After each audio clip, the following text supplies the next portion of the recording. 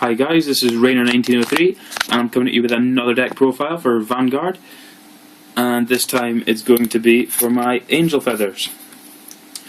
I played one guy at Nats who was running Angel Feather, and it was the most difficult game I played all weekend, and it kind of inspired me to try and build it again. I didn't like the build I had before, didn't feel it actually did anything, so having seen his build and having seen him play, it actually inspired me to want to build it again. So here it is, and I've finished it now. Well, just about. I'm hoping that I can tweak it a little bit, but this is my current build anyway. So we start off with Hope Child Turiel. It's like any standard thing. When an Angel Feather rides it, you may call it the rear guard. If you have an Angel Feather Vanguard, you can use its ability, which is counterblast 1, put it into the soul, choose another Angel Feather from your hand, put it into your damage, and choose a card from your damage and put it into your hand. Which may not sound particularly good because you're having to lose your 5k boost to do it, but when you've got all your cards that gain boosts from doing this, it gets very good. And when you've got rotating heal triggers, it gets very good. And when you've got your counterblasted damage, you tend to add to your hand. So whatever damage you counterblast, you just add it straight back to your hand, so you don't actually counterblast really. It's just asking you for you have it face up damage before you use it. It's a very good card. That's a starting Vanguard anyway. And then we run 4 of that crit, 4 of the other crit, and 4 draw, and 4 heals. It's a fairly standard lineup. I like it. It's how I go about building most of my decks now. And then now we get on to the really good cards of the deck. We've got Thousand Ray Pegasus. Ability, it's only 7k, but when a card's put into your damage zone, if you have an Angel Feather Vanguard, this gains 2k to the end of the turn. So when you think about it, when you've got your 10k Vanguards that have the same ability, with this behind it, oops, I'll just throw my cards everywhere, it means you've got hitting 21k columns, which is absolutely massive. And if you do start doing 2s and 3s of swapping damage about, you're getting up to numbers of 25s and 29s, which that's without triggers. So it's absolutely crazy when you get stuff like that going off. So if you do hit triggers, you tend to win. So I run 4 of that because that's the best grade 1 there is for the deck for this build. 4 perfect guard. Because you're running draw triggers, you kind of need it. And also because you're damage swapping, you can always, if you don't have any, if you know you're not going to have enough to guard, you can always put it to damage and take a 10k shield or something instead. Plenty of options with the damage swapping, so we run 4 of them. This is such a good card in this deck. We've got 3 of the Lancet Shooter, which is the 7k counterblast 1 to give a power boost of 1k. And that might not sound so good, but when you think that with all the damage swapping, it means that you've actually got no worries about damage being face up or face down, because you can take whatever's face down straight back to your hand with their abilities. So you can counterblast 2 with this, that makes it 9k. So with your 12k Vanguard after or 12k rear guard after it's used its ability, that's 21. You could counterblast with this 3 times, that makes it 10k. So behind the 10k rear guard, that's still 20. I just think it's absolutely ridiculously good. It's much better than just the 8k vanilla, because it can go to 9. The fact that it can go to 9 makes it really good. So I run 3 just because I like the other grade 1s I run. Although, I think, I'm not sure with the numbers of these, but it's Battle Cupid Nociel. It's such a good card, but I never seem to draw it at the right time. Its ability is, when it's placed in the Guardian Circle, if you have an Angel Feather Vanguard, you may choose an Angel Feather from your hand and put it into your damage zone. And if you do, choose a card from your damage zone and put it into your hand. Which might not sound that great, but if you block for 5k, there will be an opportunity where you just want to block for 5k, and you swap a card from hand to damage, and vice versa. That means that your Vanguard is also going to get +2. So it means that you're guarding for an instant 7. And when most of your opponent's attacks are only going to be hitting 15, 16 or 20 or 21, it's actually like getting a trigger. But I never seem to get it at the right time for that to happen. But it's a really good card, so I'd still just run the 2. Just because I I love running this next card. It is so good. Doctroid Micros. This is one of the new cards from set 7. It's one of the generic Counterblast 1, placed on Vanguard Rearguard. If you have an Angel Feather Vanguard, you can pay the cost. If you do, put the top card of your deck into the damage zone. At the beginning of your end phase, shuffle a card from your damage into your deck.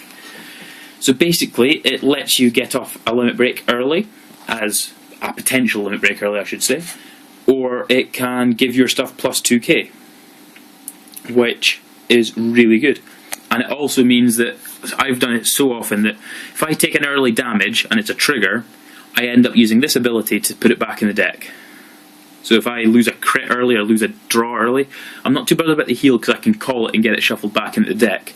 But if I lose a crit or draw very early, I can easily put it back in deck with this, which is really good. The only issue is that it does get a bit dead late game, but then you just start using it for guarding or for perfect defensing. Right, now on to grade 2s. I run 4 Core Memory Armors, and this is the standard. When its attack hits, Counterblast 2 and draw a card. Which I think when you're running 7k boosters and 6k boosters, it's either hitting 15 or 16 with no triggers and no damage swapping. And it means they have to guard against stuff they don't want to. They don't want to guard against this. If it was any other just generic 9k, they'd take the damage or lose the rear guard. But they've got to guard it to stop you from drawing.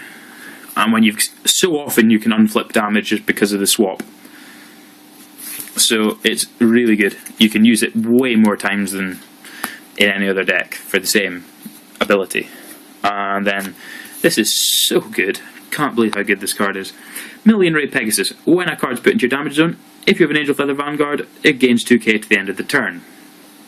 It's the same as the grade 1, apart from it's 9k. So if you have the grade 2 and the grade 1 in the same column, if you take a damage, or you swap a damage or anything like that, they go to a 20k column. And this goes to 11.